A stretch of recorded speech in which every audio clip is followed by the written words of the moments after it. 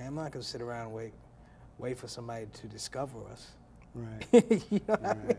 You know, you've heard the old term, you know, with the Native Americans. You know, Christopher Columbus discovered America. Mm-hmm. But how you gonna discover people that were already there? Right. You know, you have to get out of that mentality. So, you know, like I said, this is the beginning of Muslimwood. You got Hollywood and Bollywood.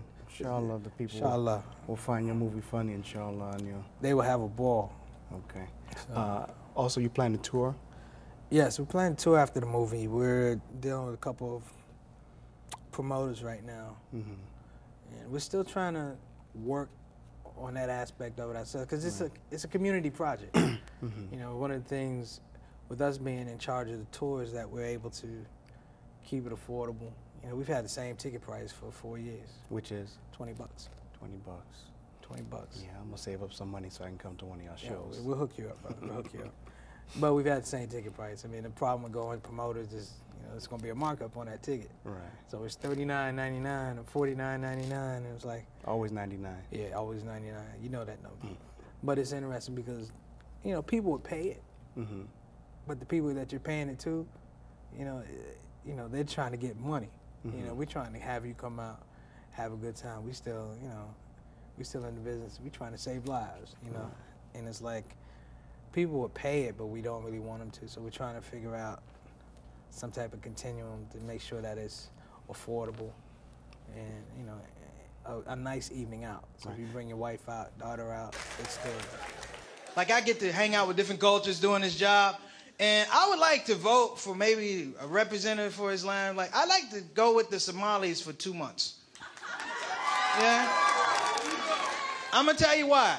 I went to school with a Somali brother. His name was Mahad Adu. Now, I love Mahad. Mahad was cool because even when you got him really upset, you know, he didn't jump on you. He just gave you that look like I could kill you, but I got things to do. Technically, it's what I call the Somali smile. You've seen it before. You say something real insulting, they don't get mad at you, they just give you that look. Hey, why don't you go back to Africa?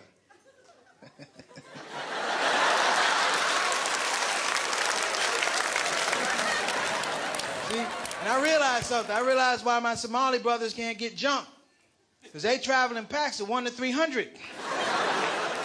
Nothing's happening to them, Jack. You're a terrorist.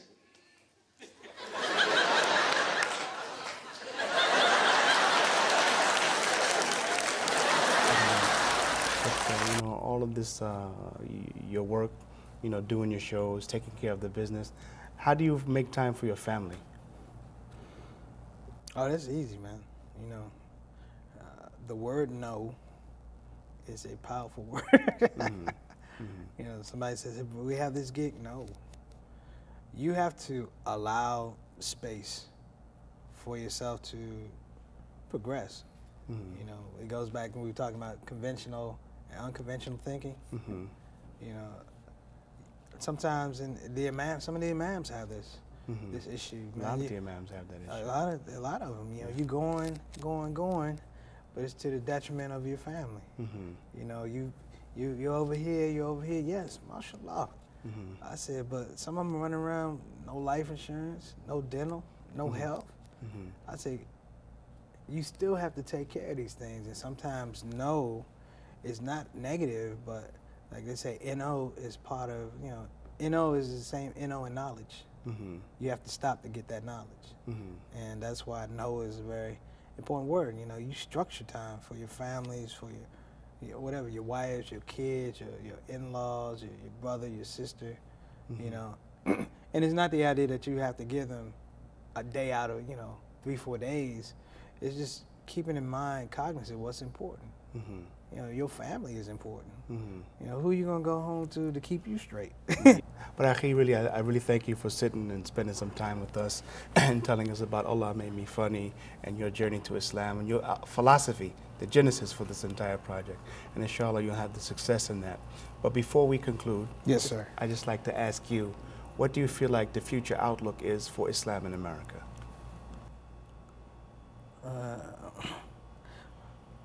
Unabashedly shiny. You know, shiny. It's like watching someone. It's like watching someone shoot baskets in an empty gym, and you make a high percentage of those baskets. But your philosophy is not that I want to hit the game-winning shot, but I want to hit those 3 or 4 shots that allow us to be in a position to win. And it's not the win just for the Muslim community that I see. I think it's a win for the overall community. It's like you have this whole thing with Barack Obama.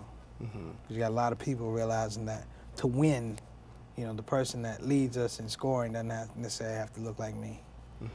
And I think that the tide that's happening with Muslims now is that they realize that the continuum of being progressive and being successful is really tied into your neighbor next door, your neighbor down the street.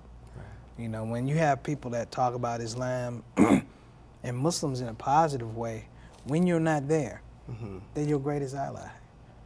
You know, and you have to invest in that type of activity the same way if someone says something about your neighbor down the street, you say, whoa, whoa, I know my neighbor. You know, I think you need to check your facts. You know, there's a large amount of that going around, and I think people are realistically searching, because a great example is as many problems as the Muslim community has had, quote unquote, connected to 9/11. You've still seen a rise in people who have been coming into the deen. That tells me that in the worst of situations, you still have people that have a focus and a value for this religion. If you think about it even more, if you look at the most negative news reporting of Muslims, you have to think, like I was telling you, you know, the analogy back in '94, you know, it's not the crack, it's the crack vial. You have to realize, man, that if these people on these shows did not have Islam to talk about, they go broke. They go broke. It has to be this continuum, because no one would tune into them. They didn't have a platform before this. You know, there's people who build careers after talking about Muslims. Of course. And I'm like, listen, yeah. So, you know, for that, they got to keep you around. And they ain't trying to get rid of you. They're just trying to, you know, manipulate the situation. So, you know, whatever comes to them benefits them. Right. But it doesn't just benefit them. You have a lot of people that are tuned off going, Islam can't be that bad. Let me go down to this mosque I've been seeing for the last 3 years and go get myself some information. And I mean, that is the blowback effect. Like, that is something that's not really, I don't think people really talking about it and not seeing it, because you still have Muslims that are, you know, every day, all day, I'm going to be a victim. You know, you're a victim, you know, but you're in a nice house, in a nice car. You know, you're a victim, but you could choose when you want to be a victim. Or you can choose when you want to be effective. You know what I mean? Right. It's like I talk with Mo Ammer. Mo talks about Palestine, you know, and I've never been to Palestine, but you can see the resurgence of ideas, people finding their identity. Because you can take everything else. You can take the water, electricity, all that type of stuff, but you can't take a person's identity. You can't take their values. And people fight you tooth and nail, doesn't matter whether you're Muslim or Jewish or Christian. That's a dog fight. So, and I realize that these shows and people that put these activities out that are quote unquote anti-Muslim or Islamophobic, A, they're not that good at it. B, we give them too much credit.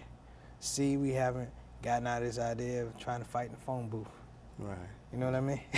Yeah. We have to establish our own home court advantage. And I think that's what's beginning to happen now. And so we have an optimistic future here in America, Islam. I see it as optimistic. Brother Shamsuddin, Jazakallah. Allah yubarak feek. Thank you for spending some time with us, and I hope some viewers really got some insight into what's behind the comedy of the Allah